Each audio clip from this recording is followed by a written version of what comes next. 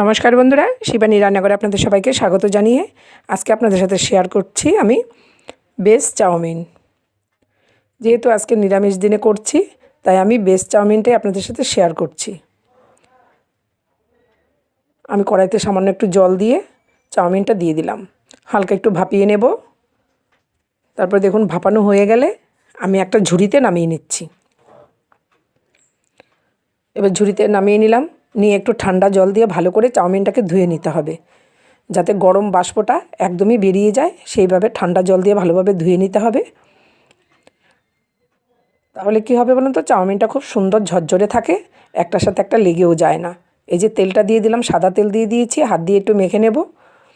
চাউমিনটা পুরো আলাদা আলাদা হয়ে থাকবে, গায়ের সাথে গা লাগবে না। কড়াইতে তেল দিয়ে দিয়েছি।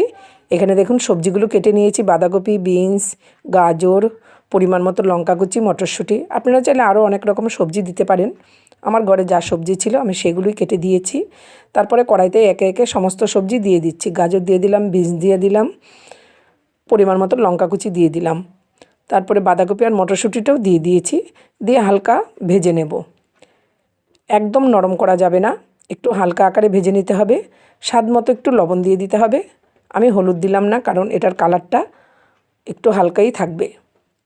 বেশ ভালো করে ভেজে নিয়ে তারপরে সেদ্ধ করা চাউমিনটা দিয়ে দেব। চাউমিনটা দিয়ে বেশ সবজির সাথে এইভাবে ভালোভাবে মিশিয়ে নিতে হবে। যেহেতু আমার এক হাতে ক্যামেরা রয়েছে, তাই আমি খুন্তিটা দিয়ে এইভাবে নেড়ে দেখাচ্ছি। দেখুন এইভাবেও কিন্তু মেশানো যায়। সমস্ত সবজি দেখুন কত সুন্দরভাবে মিশে গেছে। তারপরে 1 চামচ সয়া সস দিয়ে দিলাম, 1 চামচ ভিনেগার দিয়ে দিলাম, আর সামান্য একটু গোলমরিচ দিয়ে ভালোভাবে মিশিয়ে নিলাম। আবারও খুব ভালোভাবে মিশিয়ে নিচ্ছি। আপনারা কিন্তু 2 হাতে মেশাবেন। দেখুন এইবার একটা ম্যাগি মশলা দিয়ে দিলাম, উপর দিয়ে ছড়িয়ে দিয়েছি। এটার ফ্লেভারটা দারুণ লাগে। এবার ভালোভাবে আমি ম্যাগি মশলাটাকে মিশিয়ে নিচ্ছি। আমি ছেলে চলে এসছে বাড়িতে, ছেলেকে বললাম ক্যামেরাটা একটু ধর, আমি দেখাচ্ছি। এই দেখুন, ঠিক এইভাবে 2 হাতে সুন্দর করে মেশাবেন। আর দেখতেই পাচ্ছেন চাউমিনটা কত সুন্দর ঝরঝরে হয়েছে। যদি ভালো লেগে থাকে সবার সাথে অবশ্যই শেয়ার করে দেবেন। আর আমি আপনাদের সাথে এগ চাউমিন, চিকেন চাউমিন চেষ্টা করব শেয়ার করার জন্যে। আপনারা দেখতেই পাচ্ছেন কত সুন্দর ঝরঝরে হয়েছে। এইভাবে 2 হাতে মিশাতে হবে। দেখুন এবার একটা পাত্রে আমি নামিয়ে নিচ্ছি।